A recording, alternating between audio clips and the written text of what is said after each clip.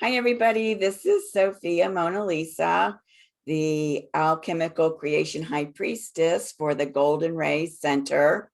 The Golden Ray Center is an Aquarian age goddess temple for restoring the culture of sovereignty and sacred relationship. And also the high priestess for the Rose Real Mystery School, which is an Aquarian age mystery school under the umbrella of the Golden Ray Center. So this is our Sacred Masculine class, looking at the Aquarian Aries God archetype, the fierce protector. We are still in phase 2 of the Mars Synodic Cycle. We are at the 7th labor, and that is still within the initiation act of the 3 main acts of the hero's journey. Now, today is June 24th. So this activation took place about 10 days ago. Depending on where you are around the planet, it either happened on the 13th or the 14th. And it happened at 1 degree of Leo, 26 minutes. So let's see what our agenda is for today. Our basic agenda that we follow every class. And we'll be looking at the creative energies of June, even though we're almost through the month of June. There's still some important stuff to see there. We're going to take a peek again at just exactly where we are in relationship to the blending of the hero's journey with the Mars Synodic Cycle. We're going to do some closure on the 6th labor, and this is going to be an exciting closure, which you'll come to realize as we do it. And then we're going to look at the 7th labor and the aspects happening in the sky on that activation gate and the chart, and then our vision quests and our questions and answers at the end. So first, we're going to establish grounding and spiritual fortification. So I have my candle going, and I'm going to spray my spiritual protection spray.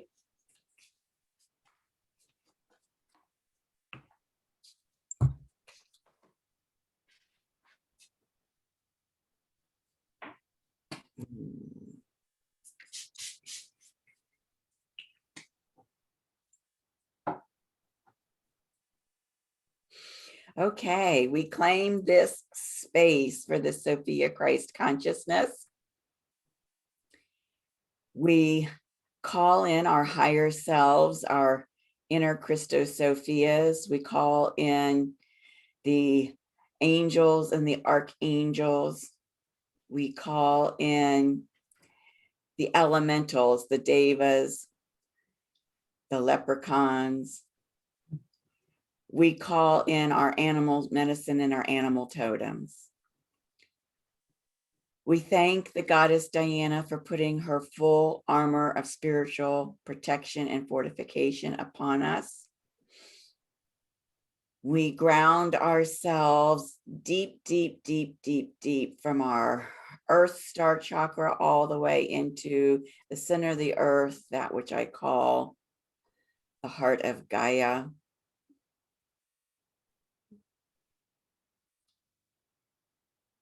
And we seal this space with the light and love of the golden ray. And so it is. Thank you, thank you, thank you.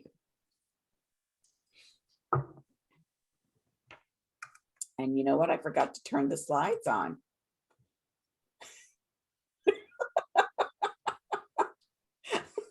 You gotta keep me on track, Maury. Oh, no. Like spaced out. I am also spaced out. You didn't catch it either, huh? That's funny. No. So Maureen's going to do the invocation, and today we're going to do an invocation to Poseidon. And of course, this relates to the work that we'll be doing further on in the class. So it's all yours, Maureen. Okay.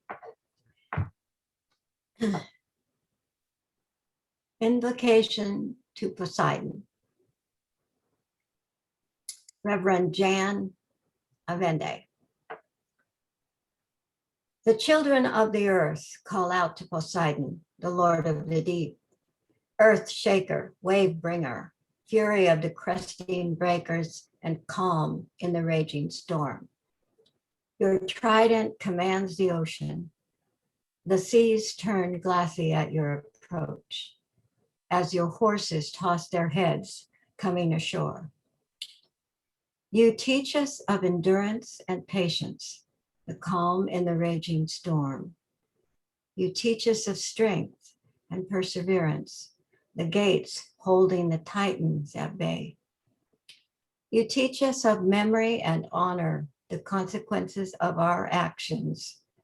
You teach us of persistence and change, the ebb and flow of the tides. You teach us of magic and mystery, the dark and unfathomable depths. Encircle us as your realm encircles the earth. Wash over us as your waves drench our souls. May we be pulled to the watery depths by your riptide and bob to the surface as the tide rolls in. Poseidon, come to us and let us feel your heavy gait upon the earth as you join your magic and power with ours. Athlete, Poseidon, that wasn't right. Effete, what is that word? Effete. Poseidon, and accept this sacrifice. Sorry, I don't know that word. It looks like effete. So give me the reference point again. Can you read something? Okay, yes. As you join your magic and power with ours, effete, Poseidon, and accept this sacrifice. It looks like Elthete. Let me Google that and see what that is. Yeah, that's a new word for me.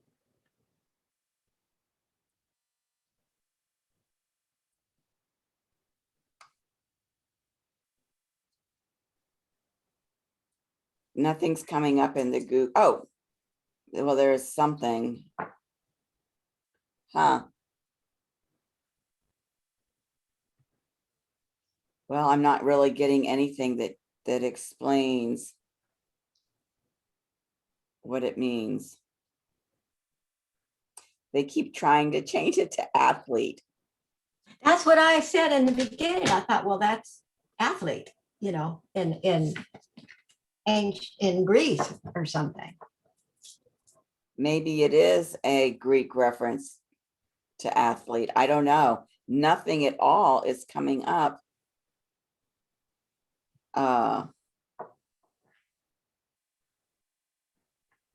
Except for other Greek references, but there's nothing specific to this word to tell me what it means. Yeah, that's interesting. Interesting. Yeah. I don't know. Sorry. Well, it must be an ancient word. It must be, yeah. Huh. I don't know. But that was lovely, wasn't it? Oh, it's beautiful. Yeah. Yes, absolutely. Yeah. Yeah. So we just did mention that Poseidon is a Greek sea god. And of course, his Roman counterpart is the god Neptune. Neptune. Yep. I guess the planet Neptune must have been named after that Roman god. I never thought about that before. Just didn't, make a connection. No. So these are the creative energies of June. And this is, when the Mars labor activation took place. And you'll see that it was the day after this Venus square Chiron event. So that's kind of, encoded in the chart. And it's also the day before the Saturn square Uranus event, which is the second one of this year. So these two events, the day before and the day after, are also encoded in this activation for this labor.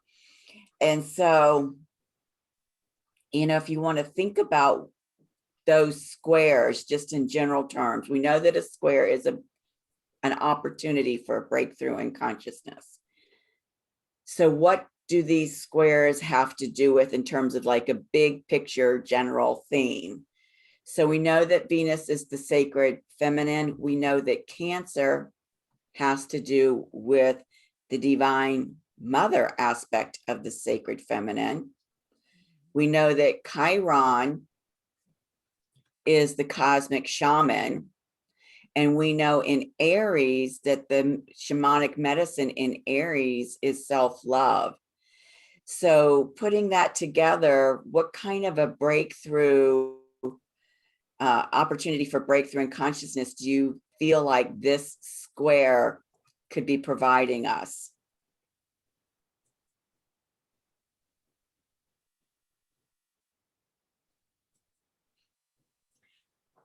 Maybe the opportunity to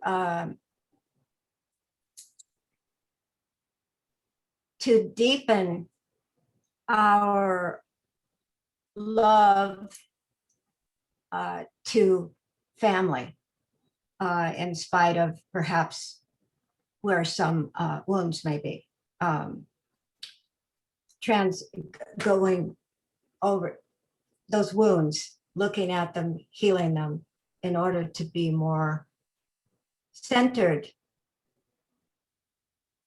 with those closest to us. Well, and that's a really perceptive opportunity for breakthrough that you've picked up on, because what I did not mention is that Cancer is the ruler of the fourth house and our energetic taproot. And of course, that fourth house is where those family, especially family of origin issues, are housed. So I don't remember which house this Cancer was in at the time of this square, but certainly with Cancer being a ruler of the fourth house, that's absolutely an opportunity for breakthrough. And of course, there's, infinite numbers of breakthroughs that are available because these energies are so dynamic. For me, it was the way that I was experiencing it was an opportunity for a breakthrough in feeling within me the love of the divine mother aspect of myself. So, but this can be translated, as I said, in a myriad of ways. So that's really cool because, we know right now on the planet that there have been a lot of fractures in families because of disagreements over whether, they should or should not be submitting themselves to the cures that are being alleged for the planet at this time. And so that would, being able to receive that deep love to be able to wash over those fractures within the family structure and kind of heal it in that way at this time would be a really beautiful opportunity. I think so. That's kind of how I saw it, felt it. Perfect. And so now regarding this Saturn square Uranus event, we know that, Saturn is the cosmic gatekeeper. We know that Aquarius has to do with the collective consciousness, our multidimensional selves, liberation. Uranus as the ruler of Aquarius, of course, has to do with, those radical liberations and also radical inventions that help liberate humanity. And then Taurus is all about self-embodiment. Can also be about love because Venus rules Taurus. Yeah. So what opportunity for breakthrough did you tap into regarding this particular square? Well,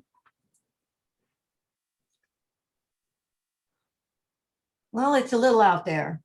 It's all right. Yeah, I was preparing to look at a structure that had been set up in ancient times concerning the relationships between some people. And that was not, it wasn't healthy or good for humanity to enter into these relationships and accept them as normal. And now I'm not talking about the stuff everybody gets all up into today, like the gay and the lesbian and bi and different gender identifications. I'm not talking about that. This is something that would be seen as everybody would look at that and say, yeah, that's wrong. That's just wrong. And so when that started to come up with Uranus, looking at that with fresh eyes, you know, changing that, reversing that became an extremely important part of my new moon solar eclipse experience. That's when it was birthed. That kind of sealed the deal. Yeah. Neptune and Saturn. Yeah. Yeah. And if I'm following you, and please correct me if I'm not, because I know we're kind of speaking vaguely here. You know, we know Taurus represents is an earth element and can even represent the earth herself. And so if you think about the things that have been going on in deep underground places of the yes, exactly. And yes. how the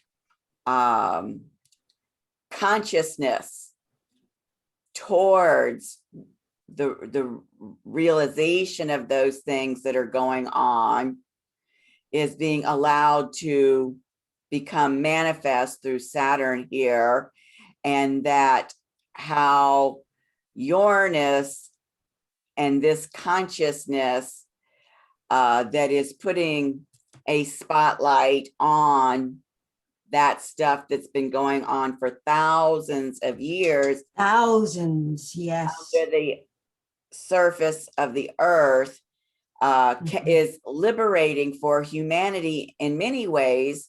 One, we have heard reports of humans being liberated from under the ground. And two, it's liberating for those that aren't aware of that kind of stuff going on so that they can reclaim their sovereignty. Saturnia is a goddess of sovereignty. And so I can very well see how you are translating this square. And there's 3 of them this year. This is only the second one. As a force that is enabling all of that to come to light and be cleared out. Yes, yes. So I was following you right. Okay, yes, you were. Yeah, okay. And that's part of my my contribution, my new project to birth.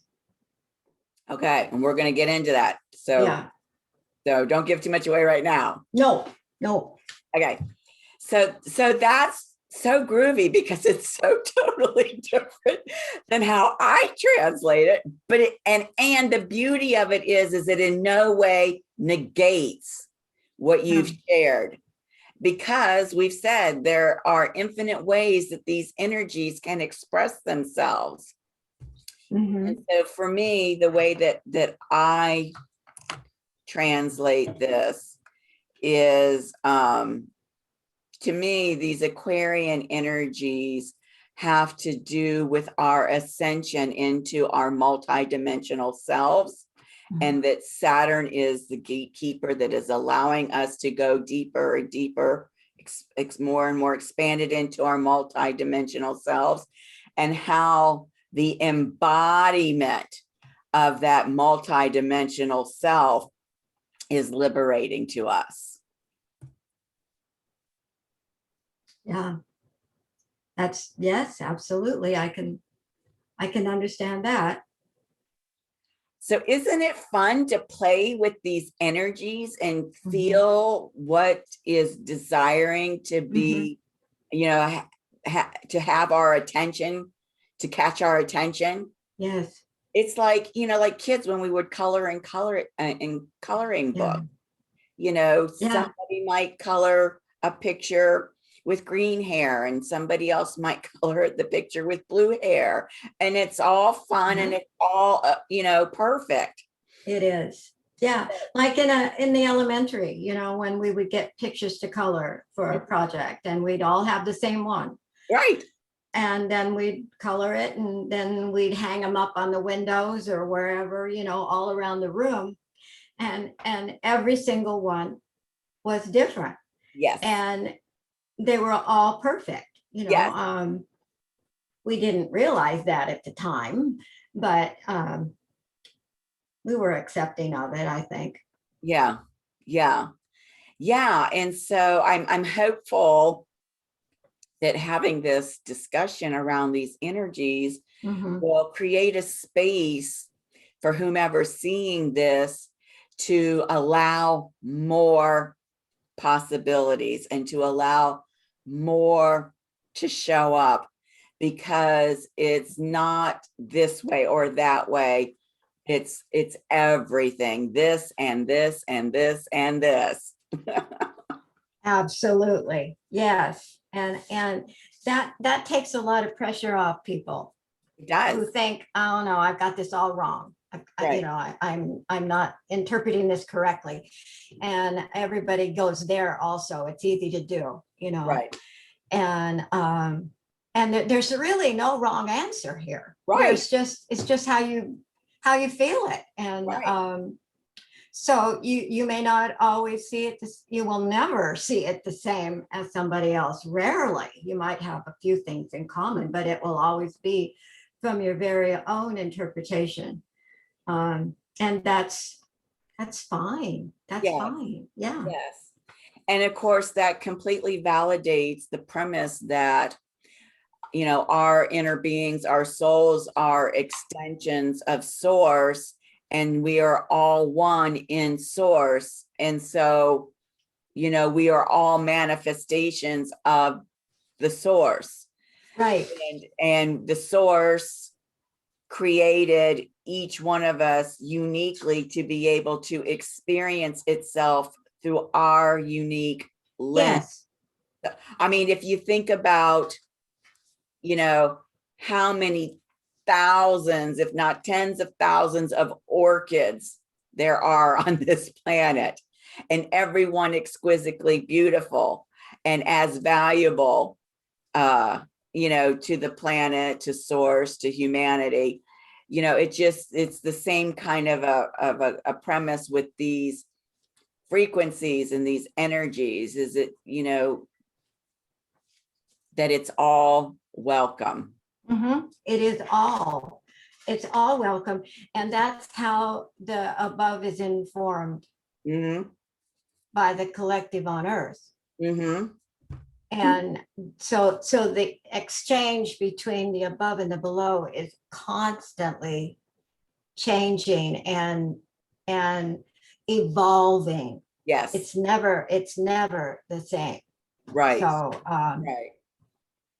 Yeah. So we are constantly working the energies, and it just changes between the above and the below. Yep. And that was a real interesting concept to finally grasp. You know, I've heard that a long time. We inform the mysteries as much as they informed us, because you're taught to believe a mystery.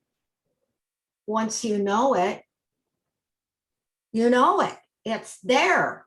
It's just this solid kind of concrete thing, and you put it away neatly in your pile of things, and then you look back on that and go, no, wait a minute, no, that's not quite right. That looks different today. So you take it out and you look at it again. So it's not much fun when you finally realize that all the things you had decided earlier that were concrete are not concrete. So, Right. So once you get into that understanding, it's not easy, that it's just constantly changing. Yes. And every moon and every full moon and every change of the season, all that stuff, it changes every single time. Right. Yeah, and there's some kind of colloquialism. I can't remember. I was told this as a child, can't remember it verbatim. And it was something to do with the only thing that you can count on is change. Is change. That is exactly right. David Bowie.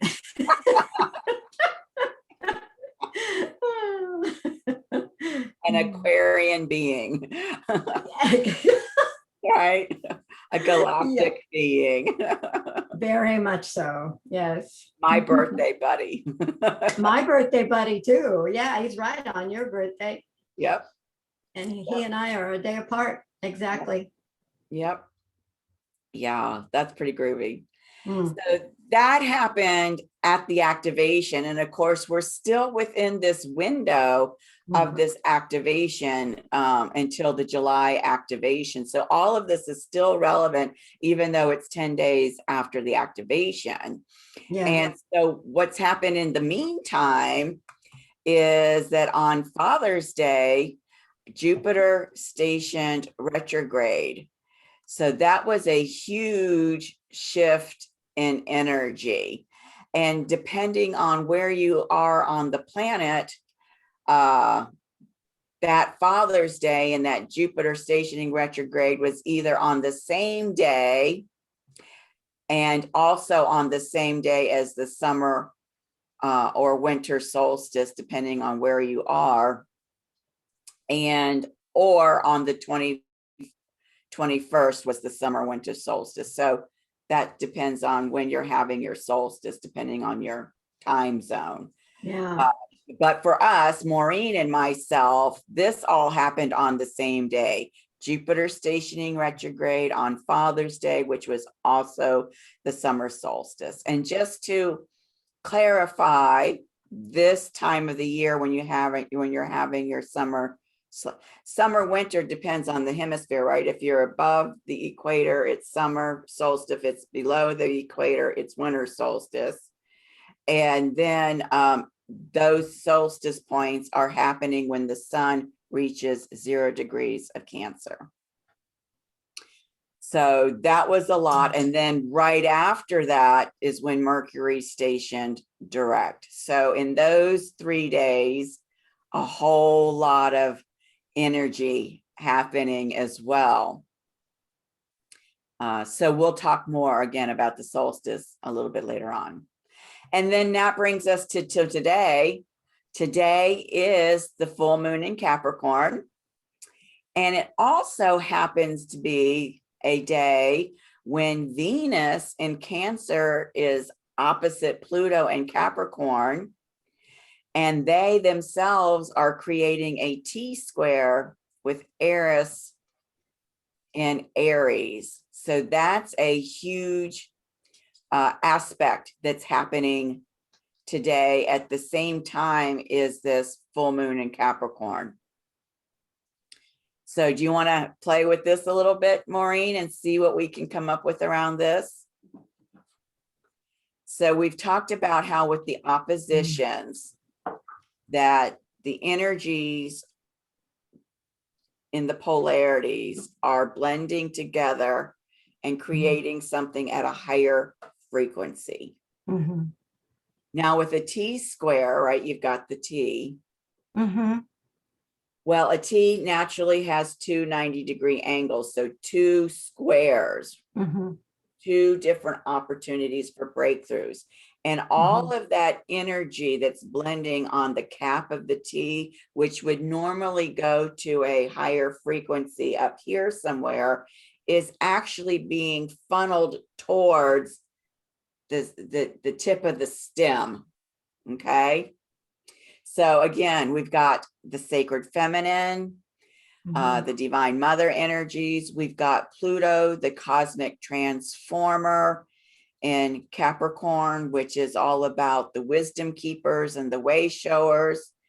And we've got Eris, the goddess of radical truth, in the sign of Aries, that sign of inspired action.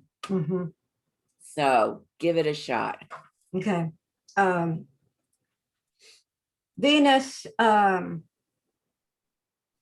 let's just say she's the darling of the heavens. Everybody knows who Venus is. They watch her every night. They have good, strong feelings of devotion to this beautiful planet.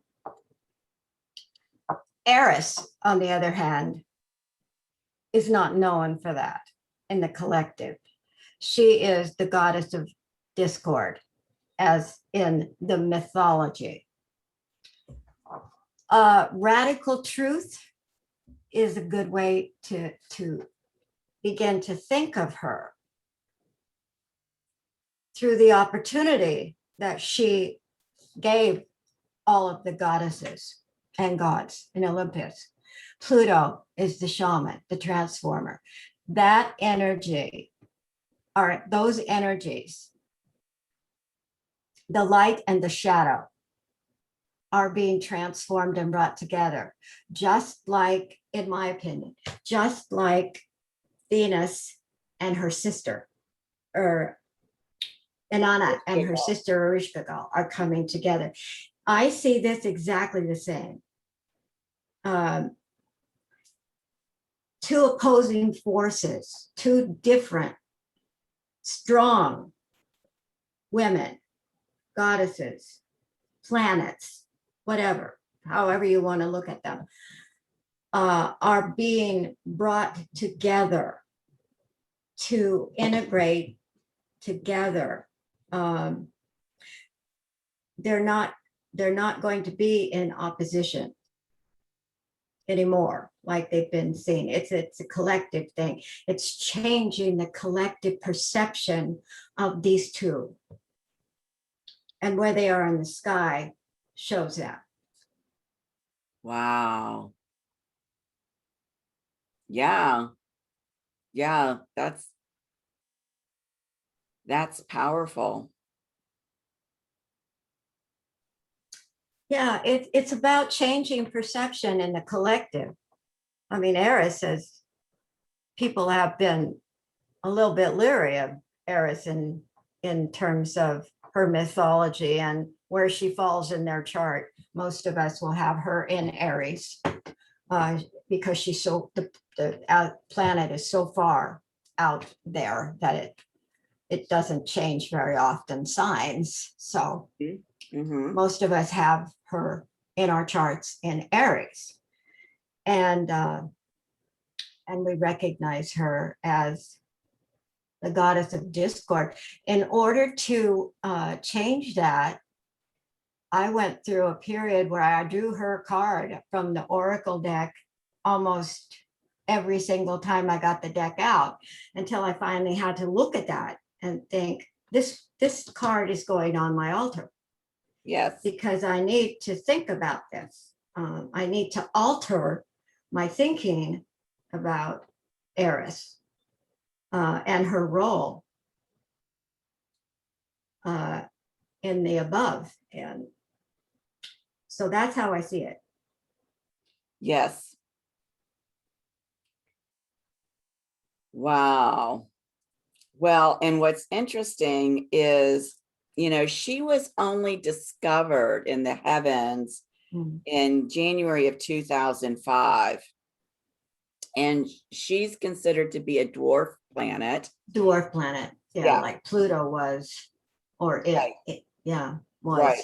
And she is the most massive and the second largest dwarf planet in our solar system. And she's considered to be a trans-Neptunian object, meaning she's like way, way, way out there on the edges of the solar system. And for some reason, I thought that she was even beyond Pluto. Yeah, I believe she is. Yeah, but I'm not seeing anything here that confirms that, but that was my recollection. Yeah. And so what you could say too, in addition to what you said, which is just spectacular, is that, you know, all that stuff out there on the far edges of the solar system that we cannot see going on doesn't mean it's not happening. Just like there's a lot of stuff on this planet that we can't see going on, that doesn't mean it's not happening. And so, you know, we are being presented as a global community with radical truths about what's been happening on this planet. And, you know, and we know that it basically has to do with this war that's being waged between, you know, light and dark, good and evil, whatever polarity you want to call that. And so, you know, what is this war that's going on all about? And what is this radical truth as a catalyst allowing us to do? And so it goes back to, I think, what you were saying. It's about how we can take the light and the dark within us, the light, the good and the evil within us, and we can come to a new radical truth in terms of how we allow ourselves to either choose to bring the dark into the light or find a new balance point between the light and the dark within us. And then what kind of inspired action can we take from that new place of being, that new balance point of having either allowed the dark to come into the light, or just getting to a place where we can identify, hey, that's a shadow piece in me that I never saw was there before, and I'm okay with it being there. So it's huge. It's a really huge aspect that's happening today on this full moon in Capricorn, because we know that full moons are all about illuminating consciousness. And in Capricorn, you know, it has to do with the elders and as wisdom keepers, and them being the way showers to how we can all live together as sovereign beings on this planet. Absolutely. And so when we do this dance with the light and dark within ourselves, we reclaim more of our sovereignty. And as we see it outside on the planet, as this dance is going on the planet, people are starting to reclaim their sovereignty. They sure are. And so what kind of inspired action comes from somebody who has been empowered through Pluto to reclaim their sovereignty? totally different bag of choices, isn't it? It is. Yeah. So this could mean, all kinds of interesting things. But it's interesting that you and I are kind of very much on the same wavelength with what we're feeling into it. Yes. Yeah. Yeah. So tomorrow, Neptune is stationing retrograde. So two big planets here stationing retrograde this month. This month, as the 6th month of a 12-month year, this month is a turning point for whatever is being manifested through the course of this year, particularly with these 3 Saturn square Uranus events.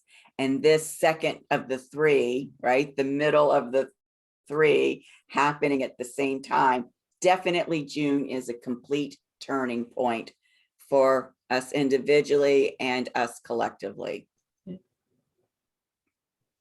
And then Venus will enter Leo on the 27th.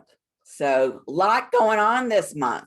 Busy month, yes, for sure. And I have felt that,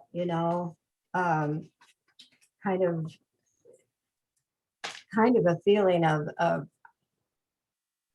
what am I going to do with all this? I'm got this on this day and this on this day. And I mean, it's just like it's all coming forward in different ways. I have to attend to it,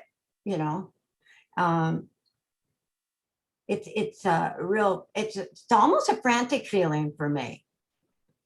Well, and so can we try to do that for you? Sure. And maybe try to pull it back and see what could be activating some of that. Yeah. June 11th, 12th, the day we had the second gate activation for the sacred feminine, Mars entered Leo. Well, we know that Mars rules Aries. It's our fastest moving planet. So it's a lot of activity, right? A lot of activity and a lot of inspired action, hopefully. Not just action that's trying to push against the river and try to, or push the stone up the hill. And it's in Leo. Leo's ruled by the sun. And so a lot of activity that's getting illuminated by this light of Leo, the spotlight effect of Leo being on the stage.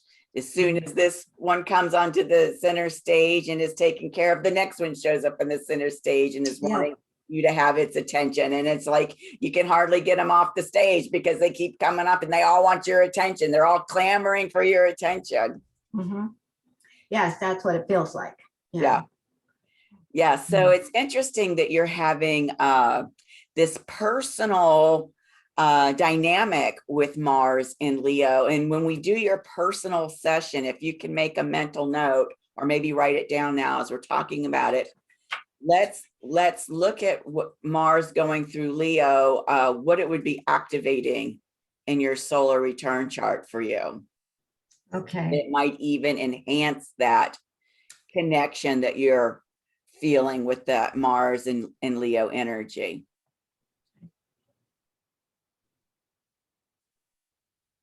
Okay. All right. So moving on, this is the hero's journey in the Mars Synodic Cycle. And we can see here, this is the 7th labor. We are in the Initiation Act. The Initiation Act goes all the way over here to the Return Act, right? So we're still in the Initiation Act. Within the Initiation Act, we're still at this 6th step of test, allies, enemies, in which the hero faces new challenges and gets its squad. So notice next month is the last labor under the test, allies, and enemies. And then come August, we're going to be approaching the innermost cave. And that'll be the final labor. Oh boy. I mean, we have really worked our way through this, haven't we? Yes. And in terms of the Mars Synodic Cycle, everything in orange is related to the Mars Synodic Cycle. We're still in that phase 2. Remember, there's 6 phases. So we've done 0 and 1. We're still in that phase 2. And then after the approaching the innermost cave and dealing with the ordeal, or while dealing with the ordeal, we enter that phase 3, Mars in the old. Dun, dun, dun. Oh, goody. As if we haven't had enough underworld experience already this year with the Yes. feminine. Yeah. So we got some really juicy stuff coming up after July. So here we are. Sure do. Yeah. Yeah. It's Okay. for me, I don't know about you. This whole piece here reminds me of the tar baby trying to get through to him. and get away from the tar baby, getting, Yeah. all of that. So we've made good progress. We have. Yes.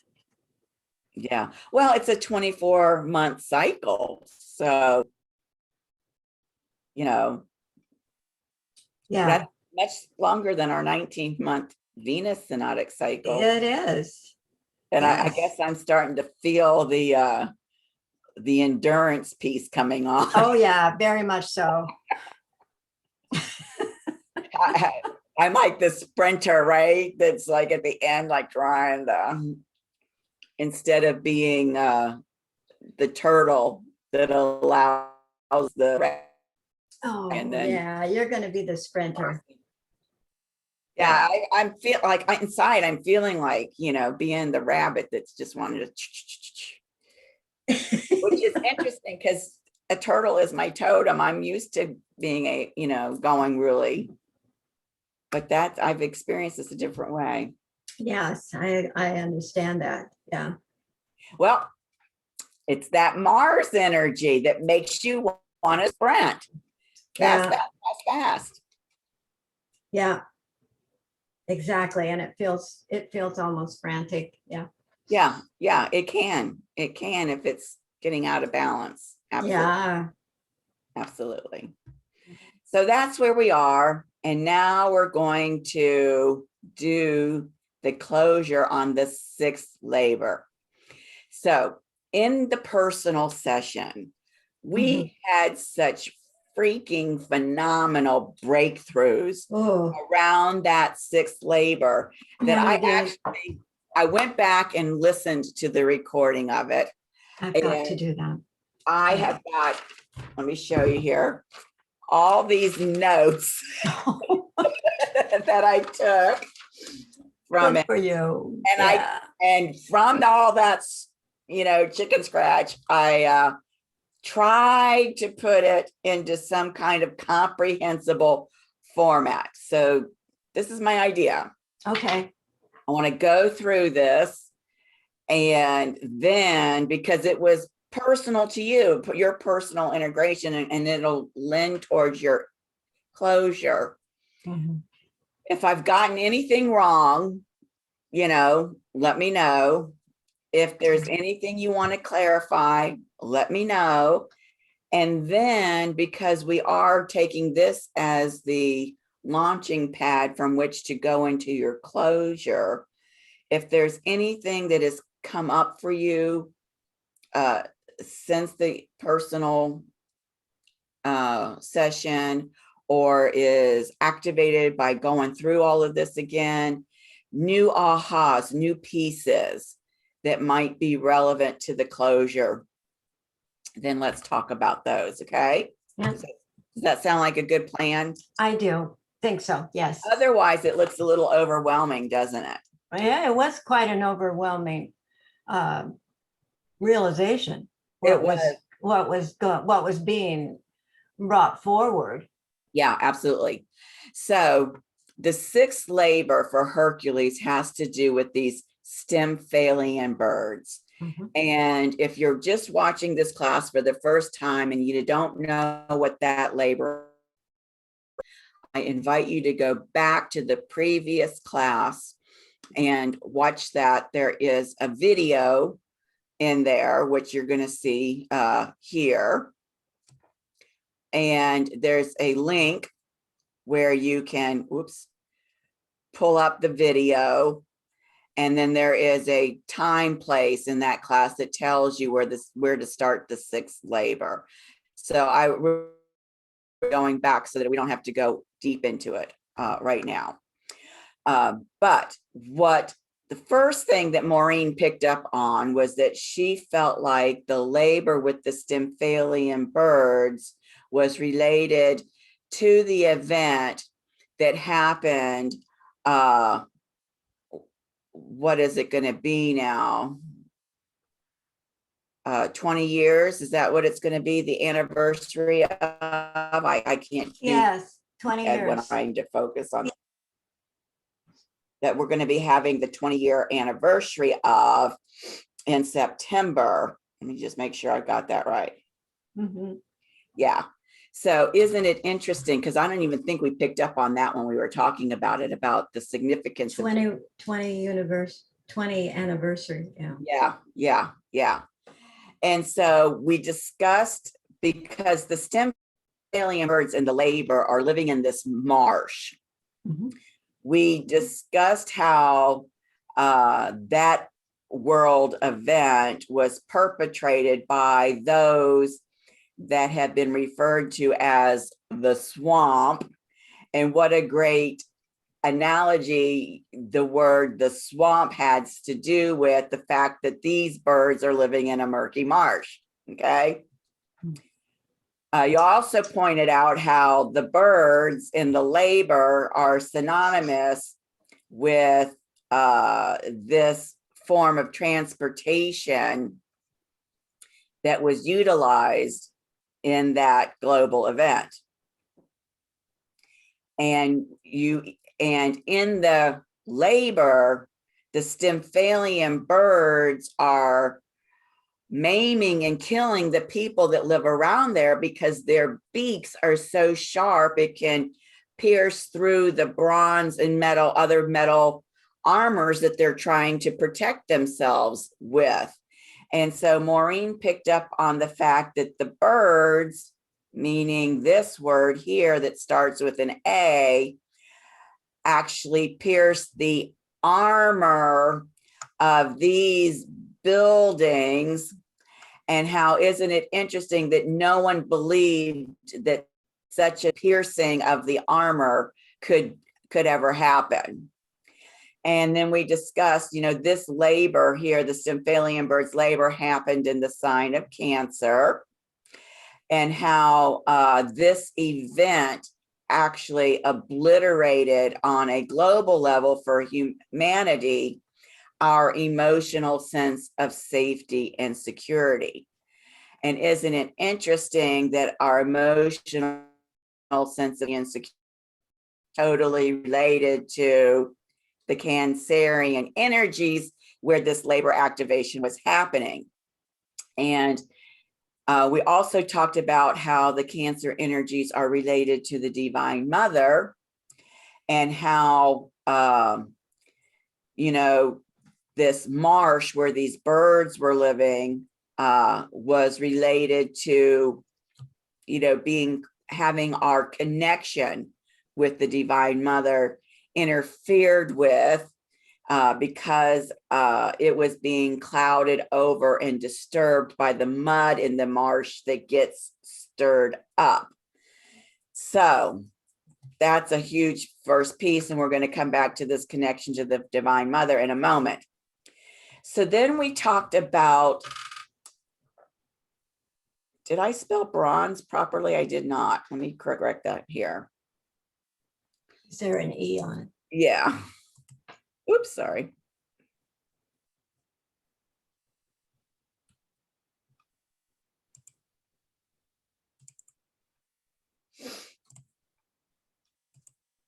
Oh, I was in the right place. Okay. Then we talked about how, that there's probably some meaning to the fact that they were wearing bronze armor that was being pierced, and how the goddess Athena gifted Hercules with these noise-making clappers made out of bronze, because he couldn't, the marsh was so murky and so densely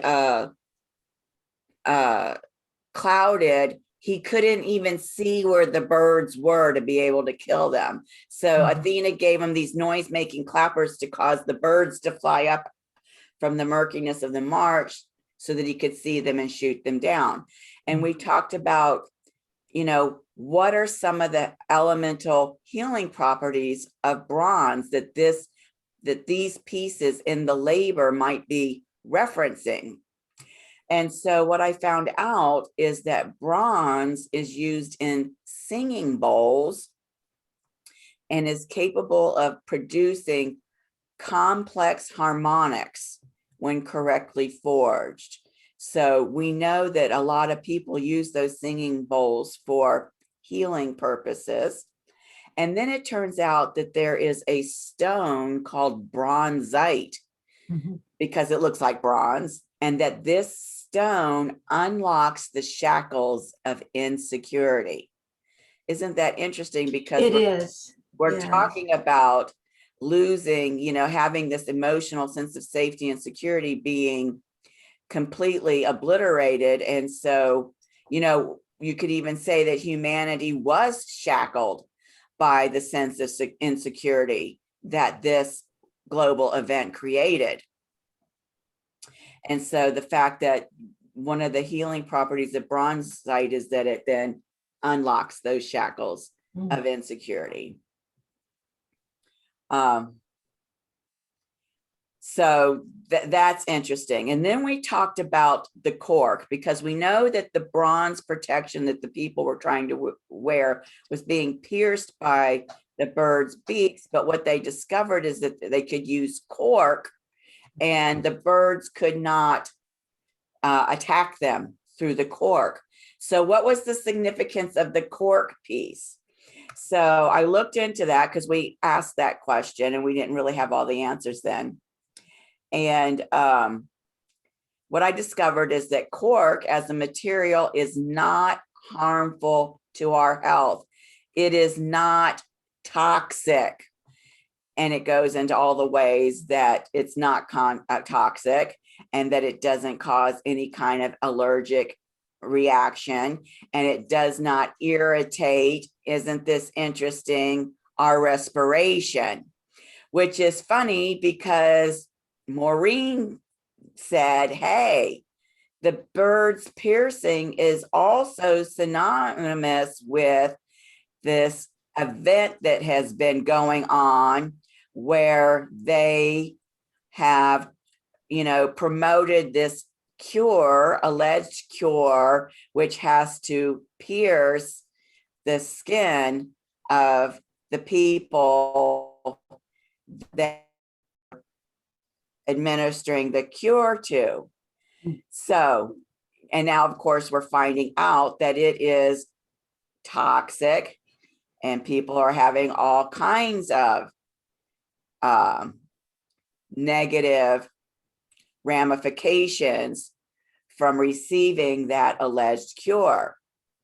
So as a countermeasure to the cork is not toxic, right? It doesn't harm our health.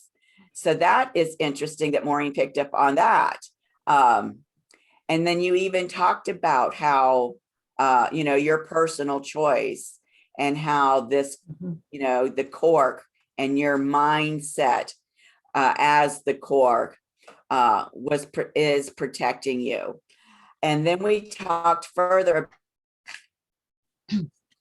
The cork also is synonymous to Abraham Hicks, who teaches on the law of attraction and describes how when we align our frequency with that of the frequency of our inner being, that what happens is that it's like allowing the cork that's been pushed under the water to pop up and float on the surface of the water. So this labor activation is also related to us consciously choosing to stay aligned with our inner being.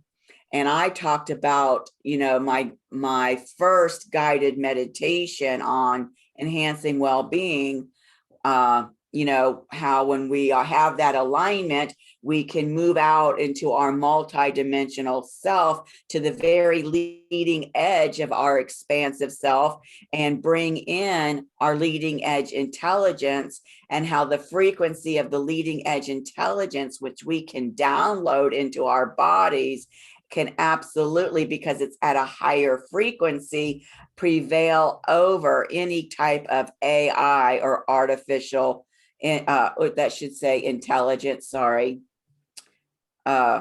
effects, because AI is at a much lower frequency.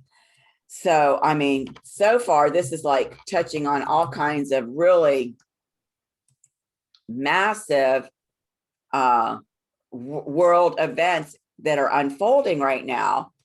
And then we talked about how the labor activation is actually liberating humanity and the collective consciousness of humanity from that place in time 20 years ago, wherein the expansion of humanity as an evolving species was actually crippled by that event 20 years ago, and how phenomenal it was that at the time of that event, that everybody on the planet, or most everybody the planet,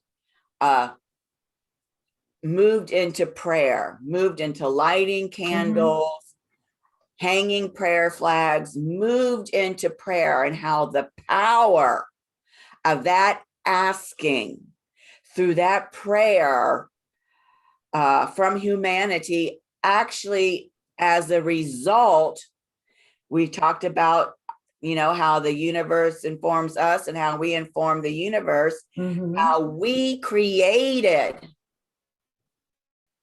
simultaneously this labor to show up now to assist us in the completion of the healing that is liberating us from that crippling event, so that we can heal our sense of safety and security and reconnect to the Divine Mother.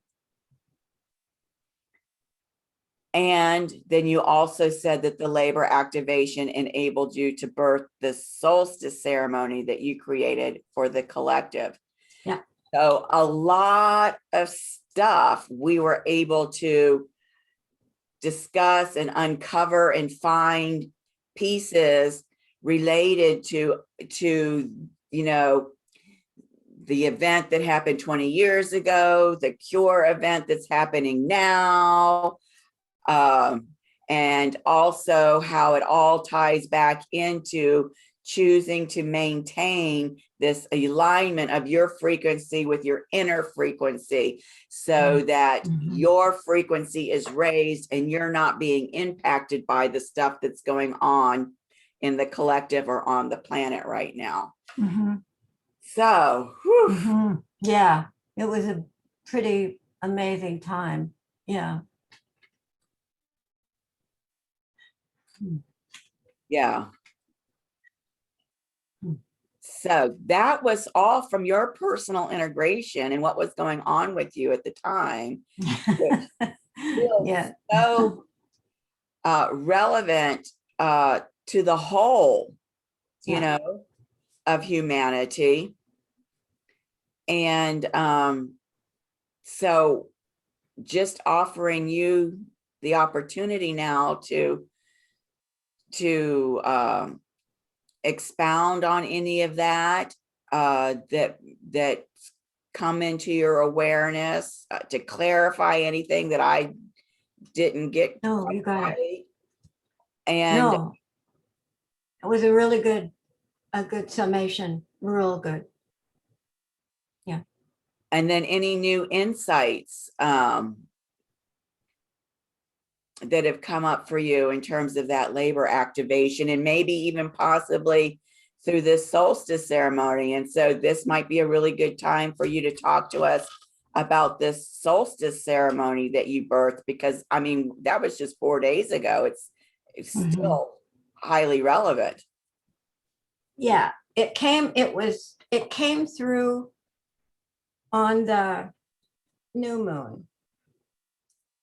The idea came through on the new moon. And the project was, I wanted it to be birthed on the solstice. So I had to have that, the idea of it whole at that point. It's not that it's not going to change, because it's a gift to the collective. It's going to change, but it's going to take on a life of its own, I feel. And so what I've done was, let's see, I'm going to send you a picture. Okay. Okay.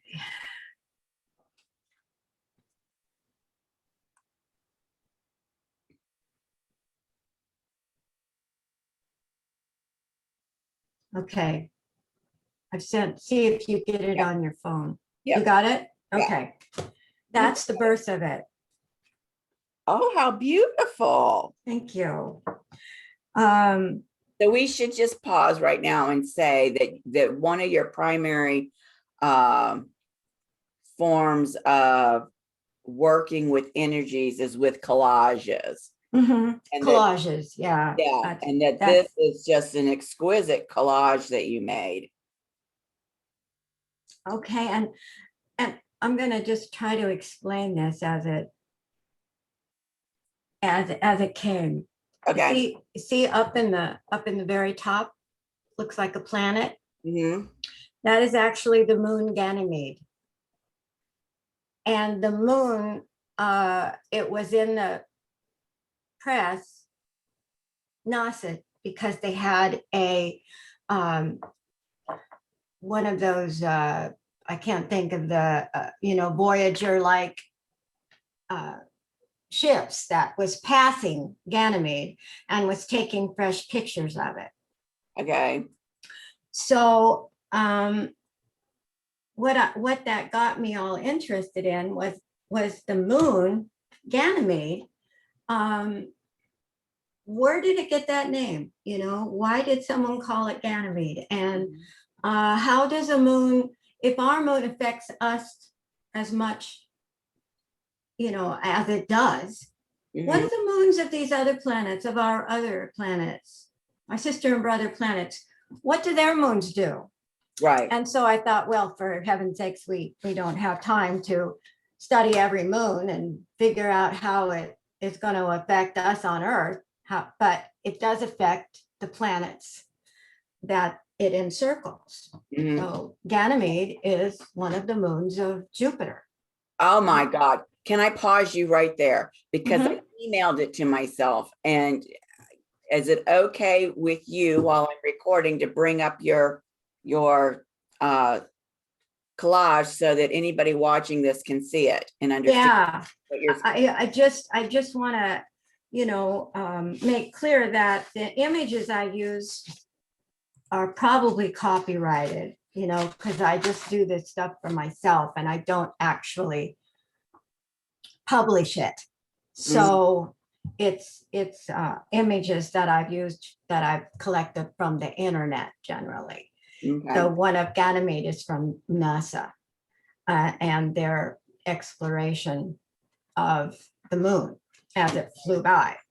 And, it got a lot of pictures of Jupiter as well. But I began to think about this moon and how it affected the planet, and if that in turn affected us. Well, I found out that it really depends on where it is. Some of the time it's going to affect the energy that we're getting from the planet, and sometimes it won't.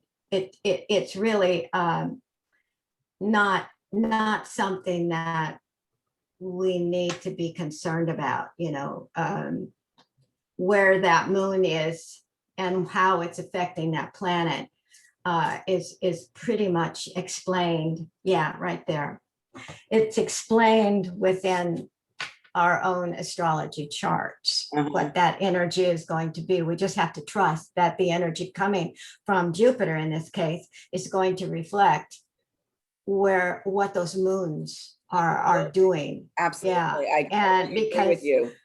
all of our planets have all these moons, and I have this picture of all these moons in our solar system, and I thought, no, there's no way we can begin to add all those in. We just have to trust that the Earth receives that energy as it is affected by those moons. Okay. Right. So then I got to Ganymede, and I thought, as I do, what myth is that?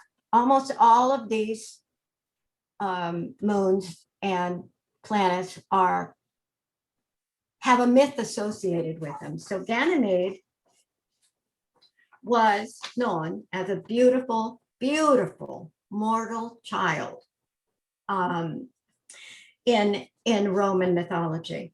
He was exceptionally beautiful, and he was a sheep tender. He had a herd of sheep, and he had a sheepdog, and he was alone a lot of the time.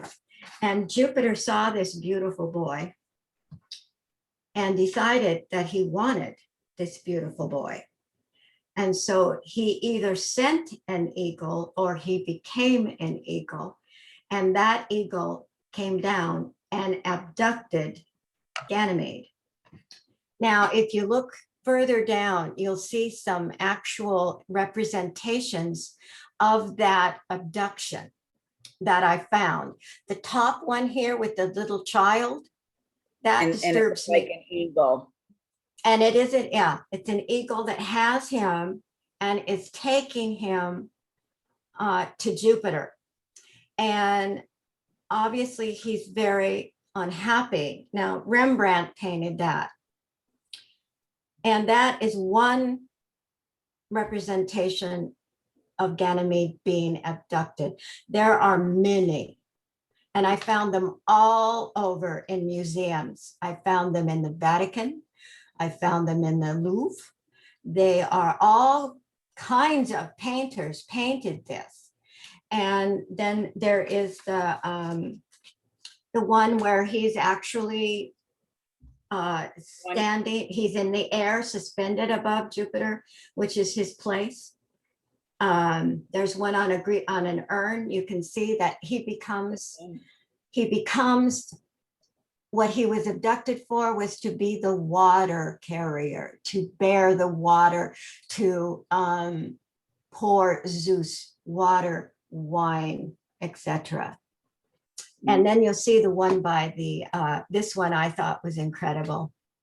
Budweiser. You see Budweiser painted this. Now that was an advertisement. So Ganymede is everywhere. Wow. And his abduction was the abduction of a child to become the lover of the god. This concept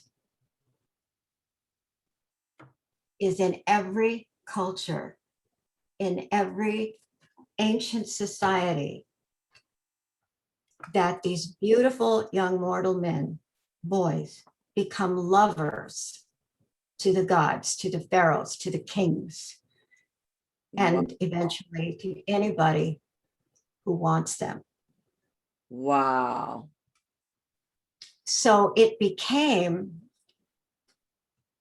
I only used just a small percentage of the representations of this. I wanted it to just show that this cultural phenomenon was everywhere. Yeah. It's everywhere. It has permeated our society. I hear you. I hear Yeah. Okay. All right. So what I did was to show those images. And then I began to think, I don't just want to show those images. I want to heal that concept.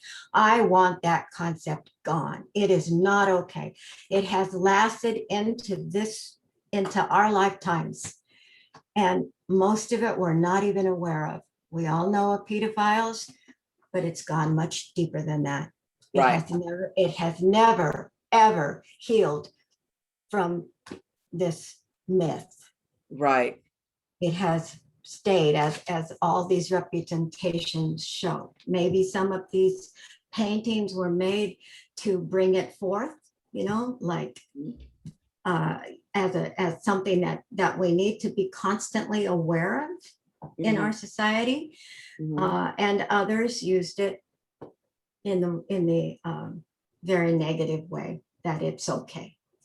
So after that, I thought, I want this healed. Now, what would be a way to heal this? How do I want this presented? And I found that it was to be healed with the rays of light and the archangels. So all around this are archangels healing. Yeah. They are all there. And they each have their own invocation, which is on the back. I put all the cards in the back with the invocations and their rays of light. Like it would say, for instance, Archangel Michael. He represents courage and strength. He's the blue ray. He puts the blue cloak of protection around the children. And Maureen, just to and clarify. So this image up here, that's the blue ray. That's the blue ray, and that's Michael and his two representations, one with the blue cloak and one with his sword. With his sword, he cuts the ties to this practice and the attachment of these children to this practice. He comes in, he cuts those ties, and he places the blue cloak of protection around them. And he's on the right hand. On the left hand is Gabriel with his pure green ray. Which one is Gabriel? Gabriel is the green ray. So there's the green ray.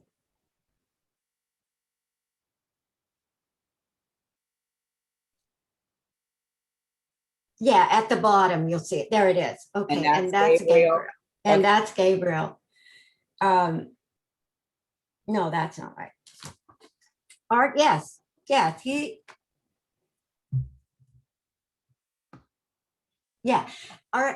has the green ray, I think.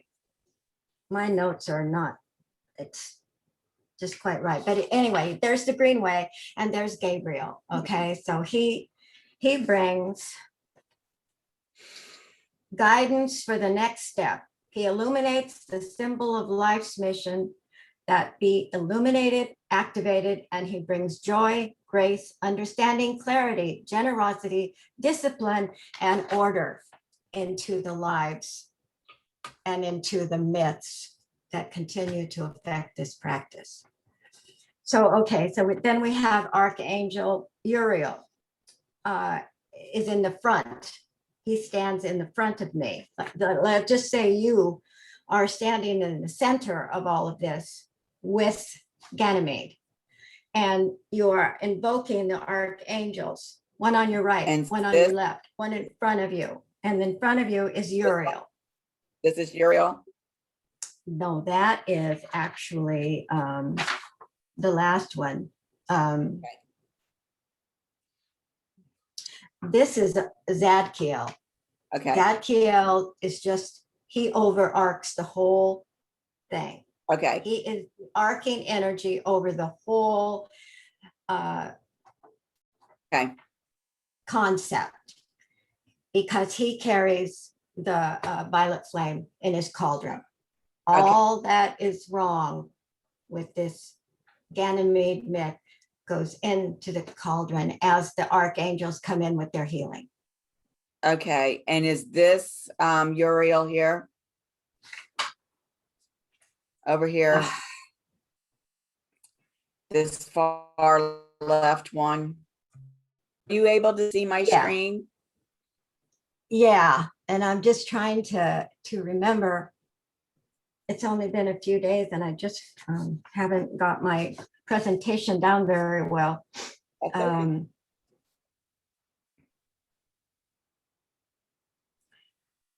Uriel, he's brought in the purple and the gold ray of wisdom and peace. Okay. He soothes the conflict, replaces it with brotherhood and sisterhood, higher understanding, and serenity. He breaks all emotional and mental change that lowers the vibration. Okay. And he frees all affected from fear. That's his position. Excellent. Excellent. Yeah. Okay, and then behind us is Raphael. He's emerald. Now there's a difference between green ray and emerald. Emerald is a heightened vibration of the green ray. It's just coming in. So, Okay. Raphael bringing in the emerald ray, and he is the healer. And he is healing this entire concept that it is right for society to consider these young boys and girls too, their property, to do it how they wish. Okay. He's healing that at a high level of consciousness. He is bringing this concept up, and he's the only one that can do that. That's what his job is in this particular invocation. Okay. All right. Let's see what else. He is also bringing the expression of justice, truth, and vision to the collective. Beautiful. Okay. And then let's see, Raphael is behind us. And above us is going to be Archangel Campbell. Chamuel. Yeah. And that's the pink one down below Zachiel. The little pink, you see that little pink one right behind him? That's her. And, right there. Okay. Yeah, right there. And her invocation is the pink ray to expand the flame of love in humanity. Let's see, she also, she helps us to find compassion and forgiveness for everyone harmed by self or others, known and unknown. Okay. He lets our hearts open at personal and cosmic level to greater levels of love. That is what she is doing in this particular concept. Beautiful. And then we have Archangel Jophiel, Gophiel.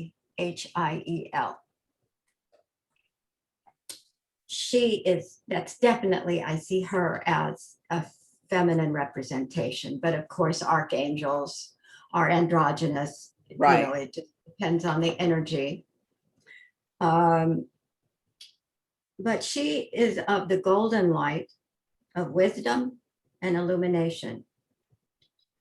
And she comes in through the crown chakra, helps us to be inspired, lights up our symbols of wisdom that we have accumulated throughout our lives and lifetimes, helps us to clear our thoughts and allow room for only beautiful and positive ideas.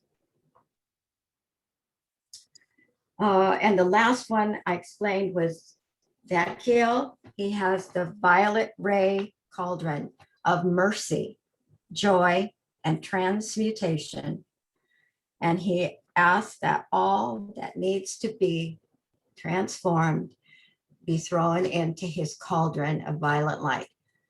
So all the angels are working together. They surround with the rays of light the concept of Ganymede.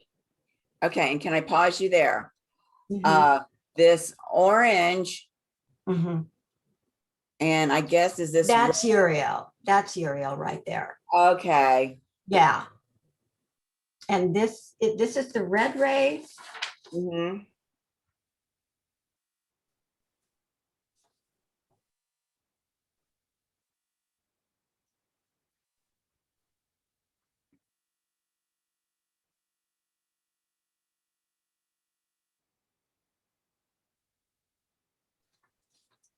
You know, there are so many different colors associated with these people. I had to do twice. I had to look them up twice in order to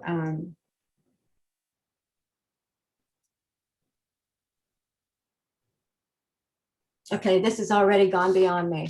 I'm having trouble. What were we thinking? Oh, the red ray. Yeah. I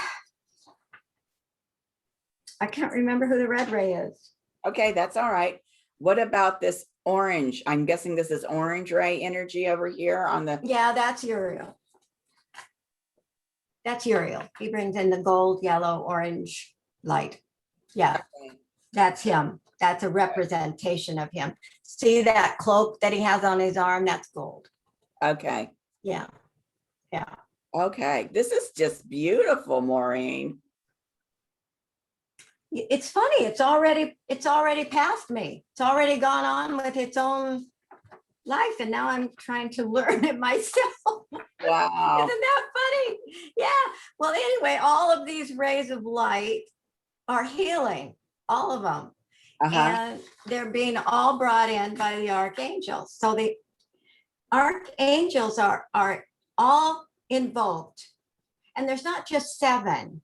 There's like over 100 of them. It's just that some of them are more well known because they've interacted with us more. But like Michael, everybody knows Michael. Right. And Raphael. Mm-mm. Some of the others aren't quite as well known, but they are also carriers of the light and can be called upon at any time. Right. Even if you don't know their name, you can just call on them. Right. And so I still have a lot of cutouts that I didn't use in this. I just didn't have room. This is a huge canvas that I used. It's not just a small piece of paper. No, I can tell. I can tell from what you said. I have it hanging over my and desk. So go ahead. Oh, that's spectacular. How did you work with this collage then on the solstice when you did ceremony? What kind of ceremony was it? It was, it's funny how it worked out. I was in ceremony with Alphedia Aurora, and we were in Stone Circle. And the reception was really poor out there. She was out in the woods, and in Scotland, they don't always have a very good ability to get a good signal, and she wasn't getting a very good signal, and she kept going in and out and in and out. And what we were doing was placing the platinum ray, anchoring it to Earth. But I also wanted to birth this. So when she cut out, she just came in and she'd say, do your inner work. Just do your inner work. You know what you are doing. So when she went out, not only did I work with the platinum ray, which has a place in here too somewhere, because I don't even know where that goes yet. So I worked on birthing this in that moment. I said, I invoked all the archangels at that point with how I'd written it out. And I got him right behind here.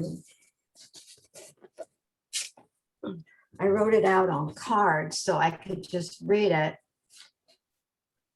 Okay, Gabriel is red. Oh, here's red. Uriel is also red. Does the red ray. And I did not know that because I thought she was yellow. I thought Uriel was yellow gold, but they've assigned her red in this work. So anyway, all of those things. There's the red ray. That's her right on the red ray. Yeah. So Uriel is on the red ray and on the golden ray. You got her in both places. Yeah, I do. And that's not right. Okay. So this is how it is. Archangel Michael is the blue ray. And he's on the right. On the left is Gabriel. Okay. And that doesn't necessarily mean he's on this left. That's just the way I wrote it out when I saw it on the solstice. I'm going right, Michael, left, Gabriel, because this was pretty much done and just needed to be given to the universe. So copper ray was Gabriel. And see this one at the top that has all that colors in it, copper and all the different color spectrum of that. That's Gabriel. All right. Red Uriel. Red is Uriel. And that's the red ray. You see it on the right-hand side there. And Raphael brings in the green ray. Camuel brings in the pink ray. Jophiel brings in the yellow ray. And Zadkiel has the purple cauldron with the violet flame. Those are the invocations. Sorry if I got them confused because it's okay. Yeah, I've got all these different notes. It's not been alive very long. So I mean, really, you know, that, oh, and then the last thing was to understand that lots of times our myth become constellations. Ganymede became the water bear. That's why that's there. That's why that's there.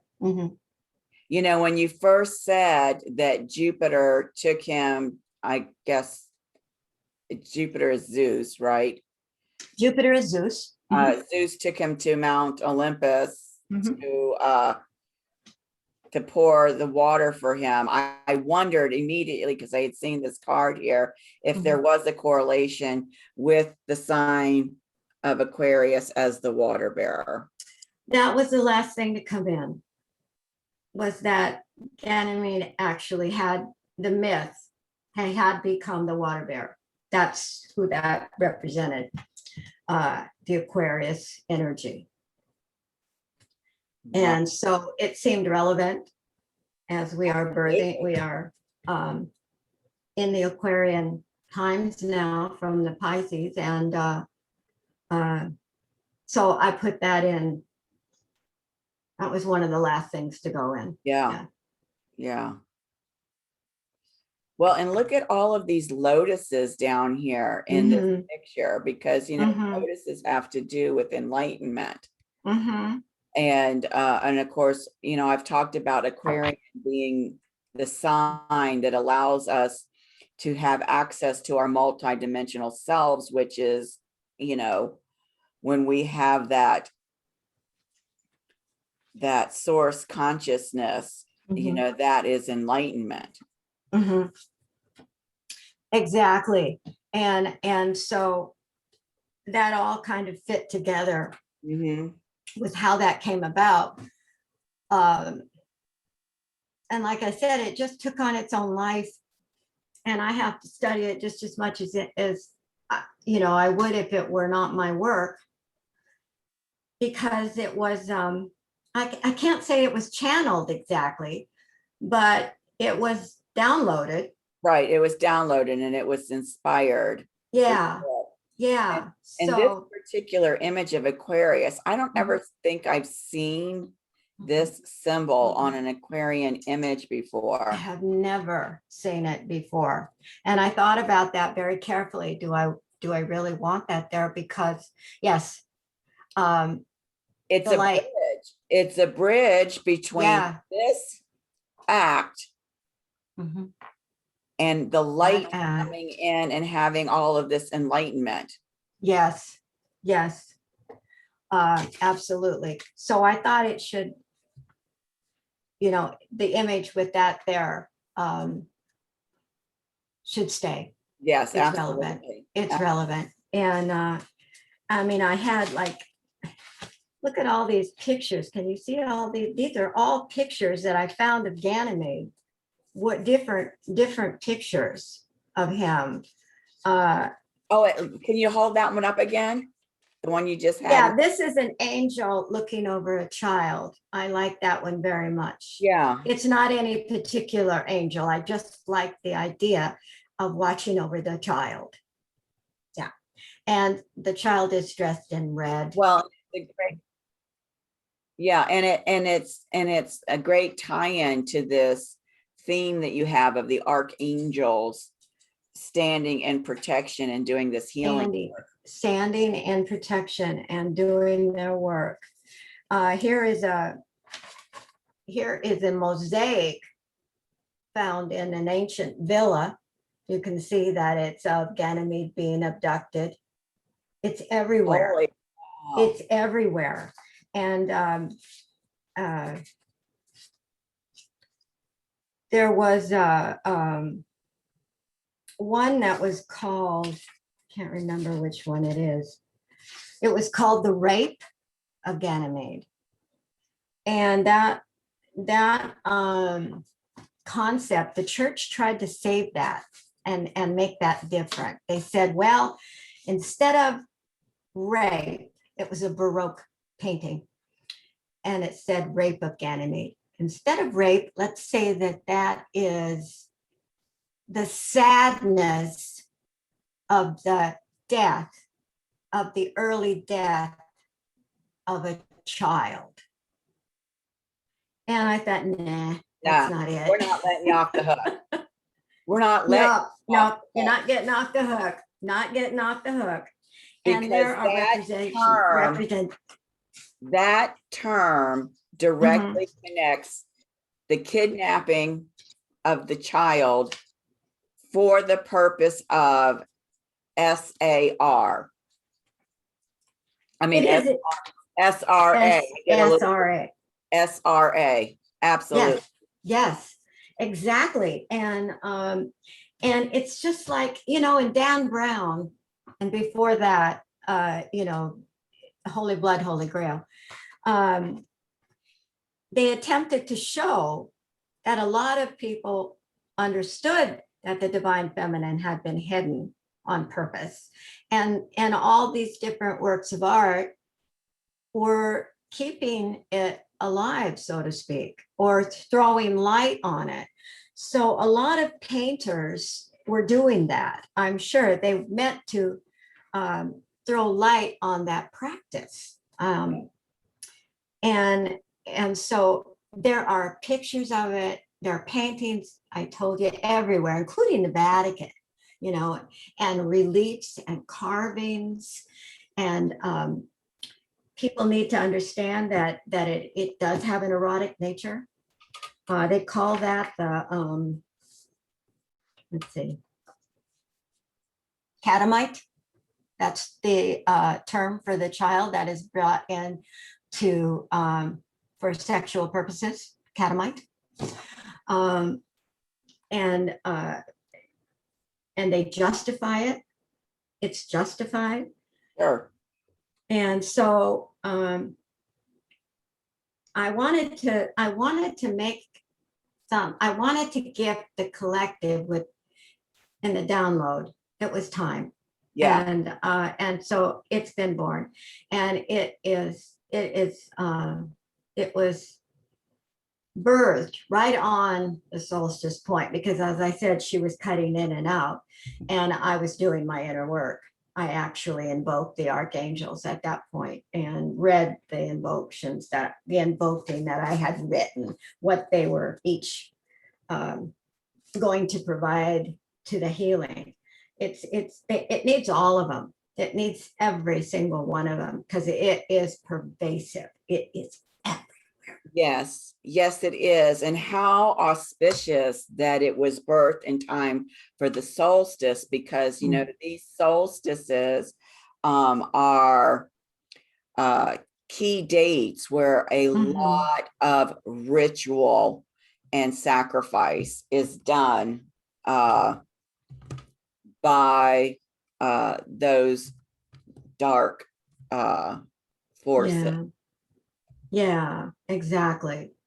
I will before our group, if I can, I'll try to get down the presentation a little bit more concise, so I don't have tons of notes sitting around me and I'll know exactly what I'm doing.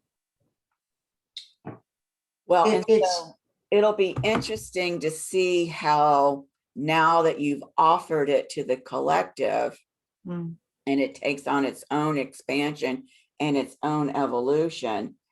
And the fact that Jupiter went retrograde the day, and that this moon is a Jupiter moon, really calling us in to the awareness of what we know on some subconscious level, because, you know, the lineages that we carry from way back may have been aware of, may have participated in, may have tried to dismantle.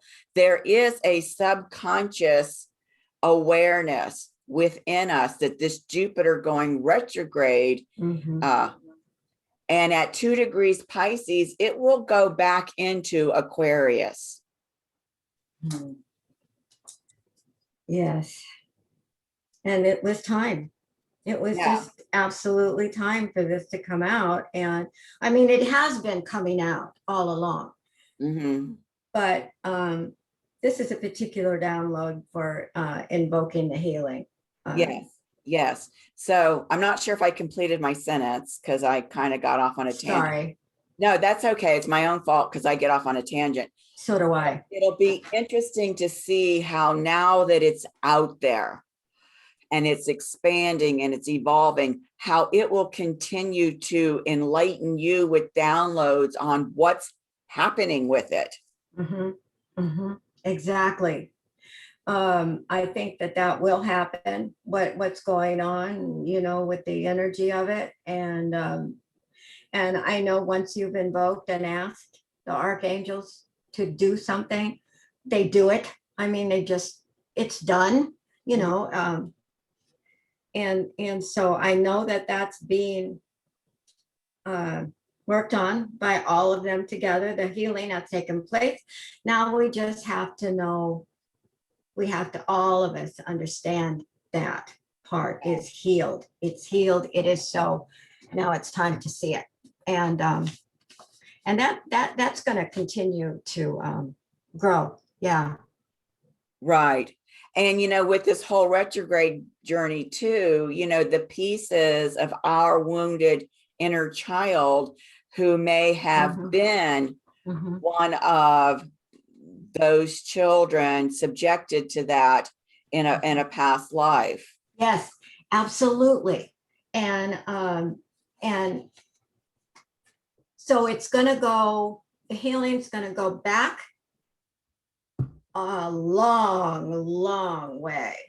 And from that point forward, from this point forward, it's going to be a changed thought. And so what I'm picking up on is that this entire Jupiter vision quest, from the time that it turns direct, stations direct, and then completes and comes back to the retrograde point, that entire window, which we've spoken to in the Sacred Feminine class, so I don't have those dates in my head right now. I can easily pull up the slide and we can look at it very quickly to see what that is. That all of that is going to be devoted to this this work, this healing work that you have initiated on the planetary level.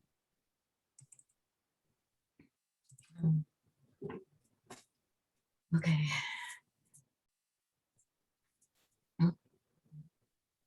Yeah, that's the first time that kind of thing has happened. Well, not the first time. First time was actually the armor of Diana.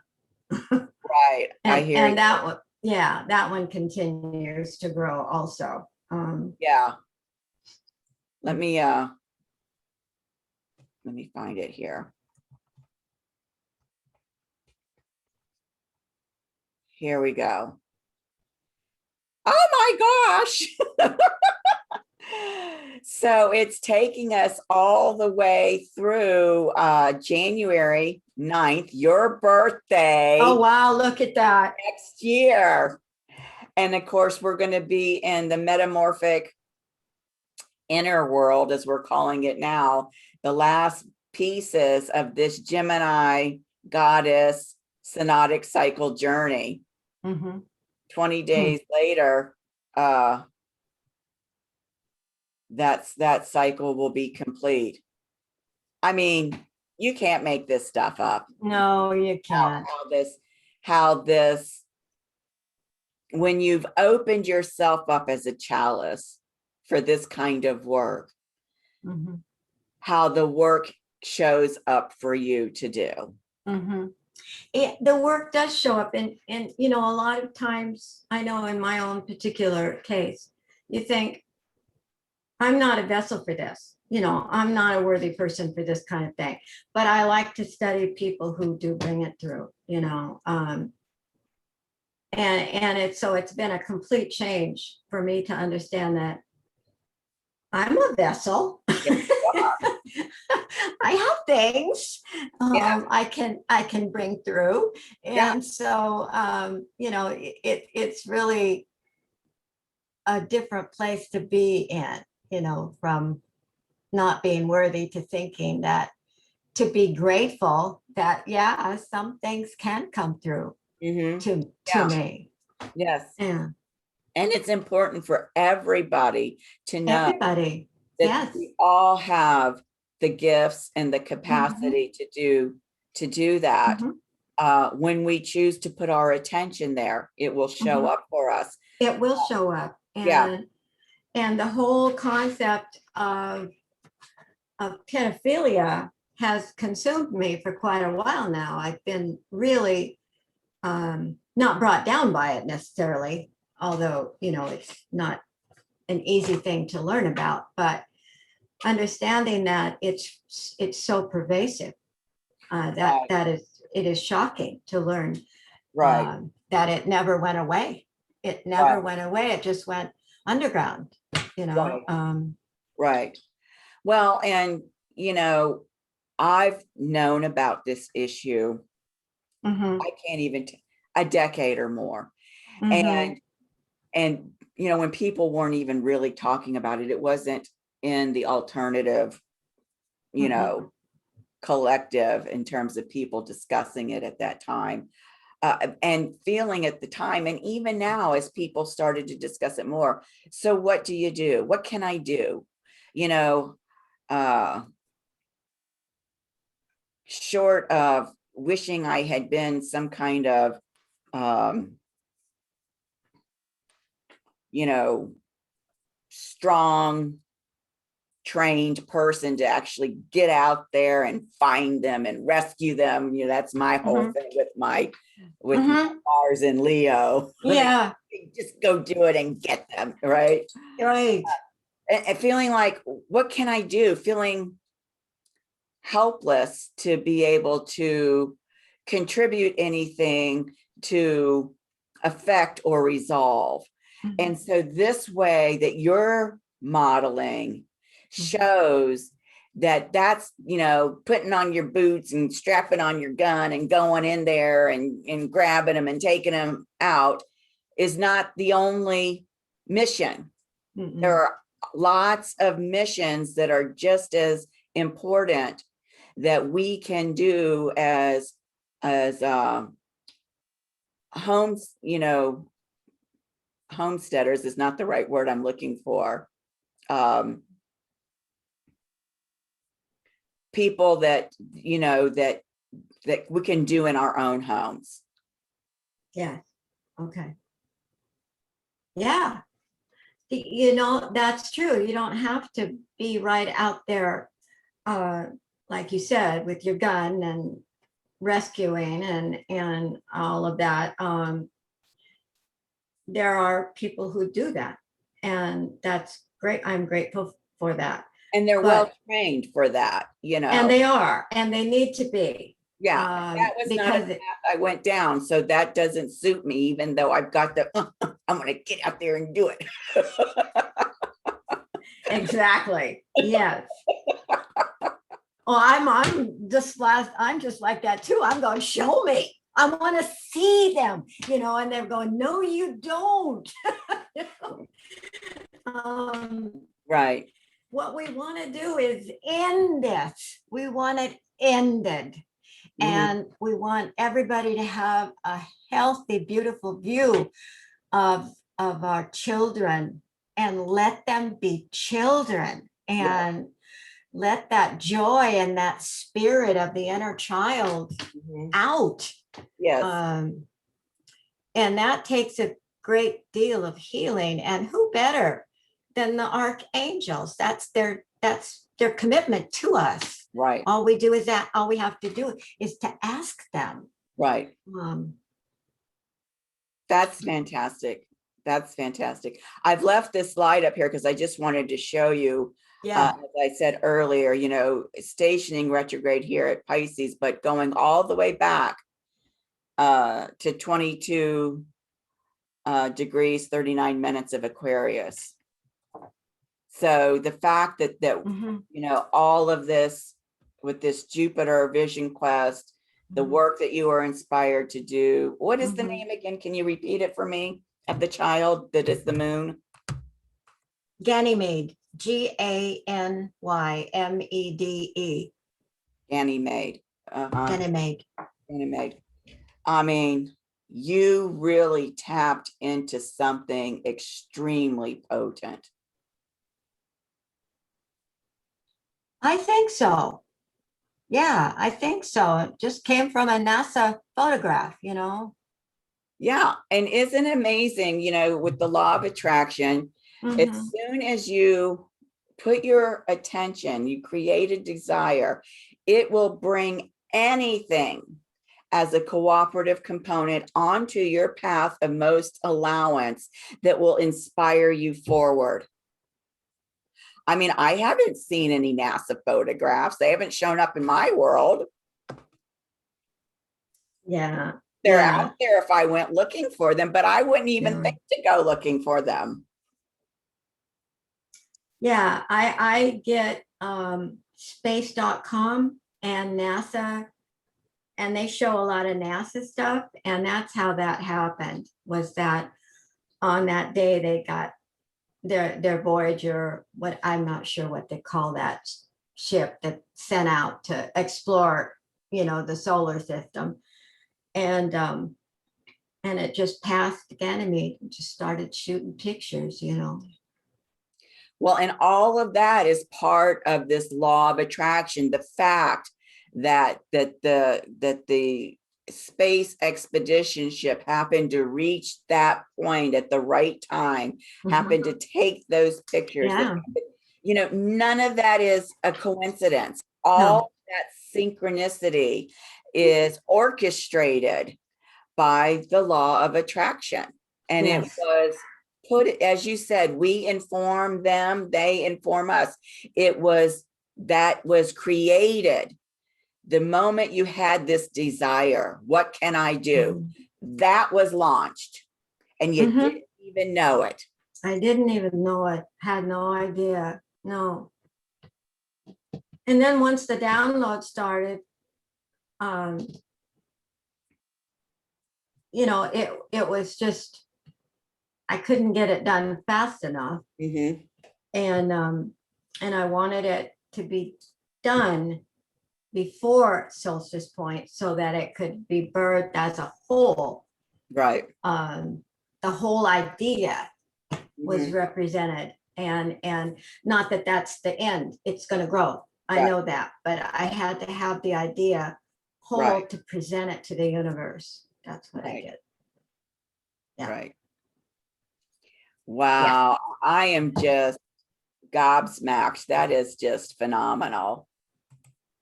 Well, like I said, I'll try to get that a little bit more concise so that if you want me to talk about it at our group for any reason at all, it'll be a lot shorter. I think Leela would appreciate hearing about it. So yeah, Okay. absolutely. Okay. So how are you feeling on your closure of this labor activation? Oh, it Labor. was an incredible. It was the most powerful yet. The most powerful yet. Yeah. And it's a little bit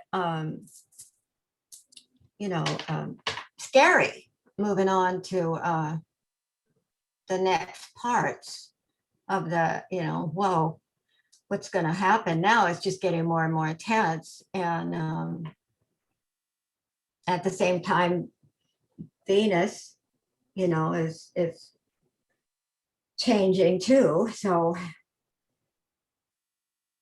hard. It's hard to keep up. Right. Right. Well, and that is us always catching up with what we have expanded into. Yeah. Because you've already expanded to contain all of that. And now you're just aligning with it. Yeah, I am. That isn't that funny that that would be an artwork that comes from you. You would have to study it a little further and align with it yourself because it's its own energy. Right. Because the momentum has just taken off. Yeah. It's got a lot of momentum behind it now. That's just kind of like a booster. Yeah. And a rocket. It's just gone. Yeah. Well, did you have any more you needed to do tonight? Because it's almost 5:30, and I mean, I'm gonna have to. Yeah, because we've only done the closure, and so we haven't even gotten to this 7th labor. See, it's taking long for us because there's so much. Yeah. In my personal session, you even have to break it down to 2 times because I can't. Yeah, we're just now at about 2 hours. I just have to go through this labor with you. Okay. So that you know what the labor is. Hold on a second. Let me stop that. So that's those. Here are the aspects. We don't have to go deep into the aspects because we'll go through a lot of that in your personal session. The one thing I do want to point out here, though, is that this activation point, which is the Moon Venus conjunction, is the apex of a yod. That's pretty phenomenal. And that the full moon happening today is right here activating this base point of this yod. So this is pretty spectacular what's happening today. And so we see here we've got that Saturn Uranus square, that second event that's been encoded, but also what we see is that it's standing across from Asmodeus and that Uranus is conjunct Isis. So let me show you. Here it is. Saturn Uranus. That's that second event. But what's happening at this second event is that it's creating a T-square because Saturn's across the sky from Asmodeus and Uranus is conjunct Isis. So those are some 2 pretty big things to, to bring into people's awareness for this activation. We can dig into more. And of course, the vision questing stuff. You'll have the slides, so you'll be able. I'll have the slides. I'll be able to go over it. Yeah. And when the classes are. So if you don't mind just taking a few minutes now to discuss this 7th labor. Okay. Okay, so because this is a video, For those of you that will be watching this, pause here, go to this link to pull up the video, and this is the timestamp to hear about this seventh labor called the Cretan Bull. I'm going to pause the recording here so we don't get a copyright strike, and play it for Maureen. So that's the labor of the Cretan Bull. And some of the things that I pointed out. Oh, you know what? Rats. I have to fix this. This labor activation is happening in Leo. So I've got to get the Leo traits and update this slide for the Leo traits. And I apologize for that. No problem. But, you know, if you think about Leo, the sign of Leo and the heart chakra, it's interesting to me that the Cretan Bull and King Minos's wife, who is enchanted by Poseidon to fall in love with the bull, they father this Minotaur. And so this love element that's a part of this labor that enables the Minotaur, which is half bull, half human, to be made is an interesting thing to consider. And the other piece, that the bull, because he is the child of Poseidon, and this should say bull, I'll have to fix this too. The bull can walk on water, not the Minotaur. The bull can walk on water. So that's kind of a, you know, we think about walking on water as a kind of a mystical act, don't we? Mm-hmm. Yeah, we do. So that's something that we can dig into. But I'll go ahead and fix this image here so that we can look at the Leo Cancer traits, positive and negative. And I'll fix this here so that it says bull. And then, you know, we'll go more into that during into your personal session. And then these Vision Quest opportunities, one is related to the solar eclipse that happened at the new moon, and the other is related to the full moon today that's activating that point on the Yod's base. So these might be something that you'll want to dig into. Okay. And of course, Saturday is our group session. These are the classes in July. So we've been through a lot. Oh, haven't we? This class, we've hardly given any spotlight to the seventh labor. We've given a lot to the sixth labor, and it was all important, I feel, because we discerned so much that was going on in, as you call it, the mysteries that we were able to reveal. Mm-hmm. Yes, absolutely. A lot came clear. Yeah. At the sixth labor. Yeah. Yeah. Okay. Any final words of wisdom? Any final clarifications required? No, I don't think so. I think we've discussed so much.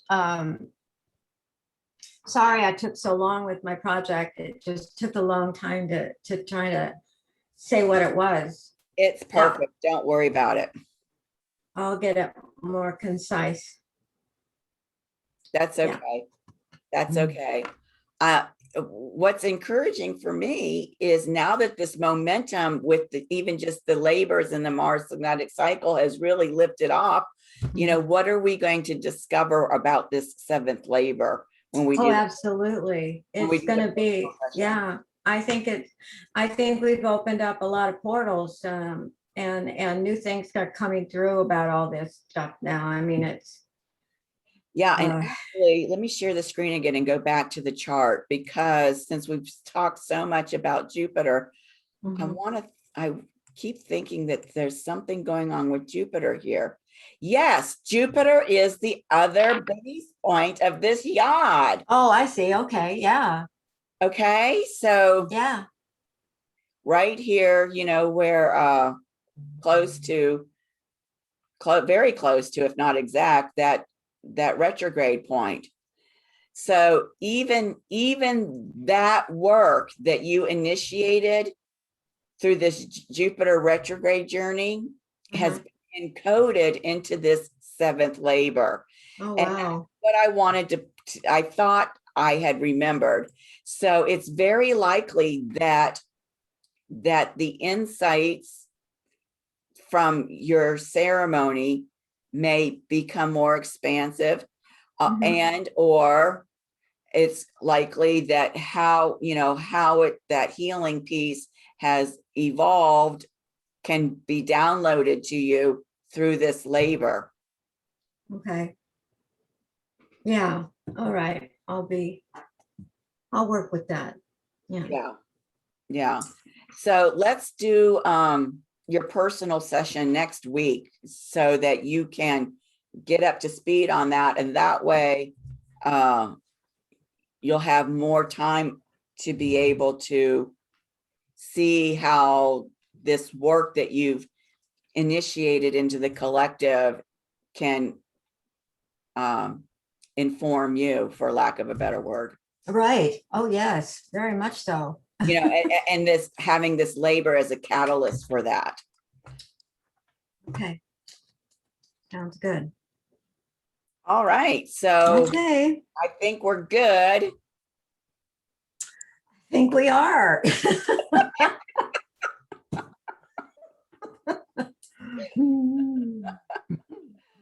That's great. So thank you for everything, all your wisdom, all your sharing. And I'll see you on Saturday then. I'll be there Saturday 11, right?